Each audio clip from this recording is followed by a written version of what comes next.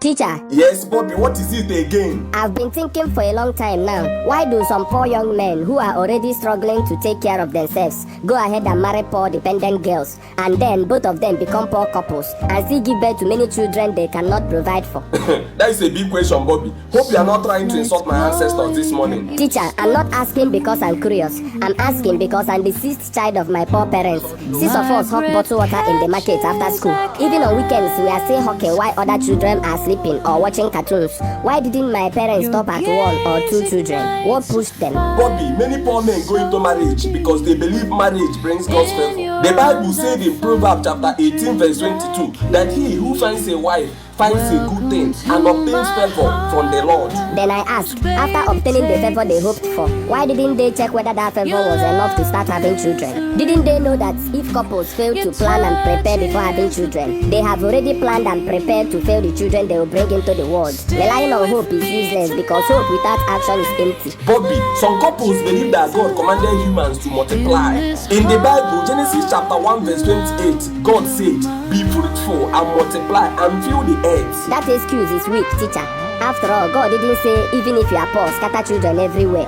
When couples give birth to the first child and see their condition is not improving, and then the second child comes and things get worse, why can't they stop there and use their common sense to reason that if God wanted them to multiply, He would first multiply their food instead of their poverty? But Bobby, look at it this way. If your parents stopped after their second child, would you even be in this class arguing with me today? Of course I wouldn't. Maybe I would be in America as the grandson of the president. In your dreams, maybe you will be the first son of a madman on the street.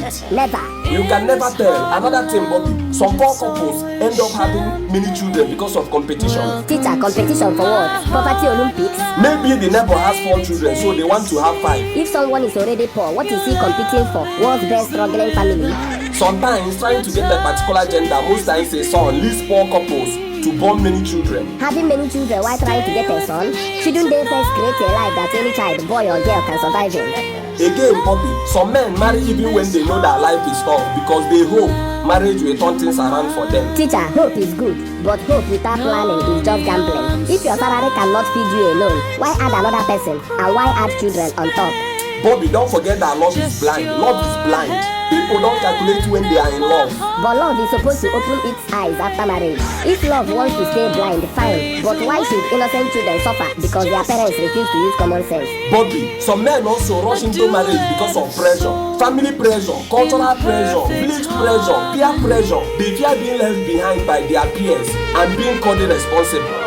Teacher, pressure is not strong enough to force people into lifelong suffering. Why not resist the pressure and build a life first? Responsibility comes before reputation. But life is not always logical. People take risks. Some believe that once they marry, they will find a reason to work harder and succeed. Teacher, working harder is not the same as working wisely. My father works hard. He leaves the house early and comes back late and tired. Yet every day, my family still shares one piece of meat like we are dividing inheritance. Hard work without planning leads nowhere. If hard work alone solved poverty, my family would be billionaires by now.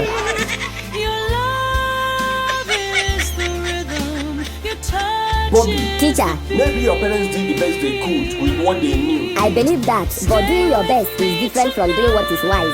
If they stopped at 2 children, maybe the 2 would live well, but they had 6. Now all of us are struggling like contestants in a survival show we never applied for. So what is your marriage advice to people, Mr. Philosopher? Simple and clear. If you don't have money, don't rush into marriage. If you marry, plan properly. If the plan is failing, pause. If pausing doesn't work, don't add another child to the chaos. Children are not decorations, they are responsibilities.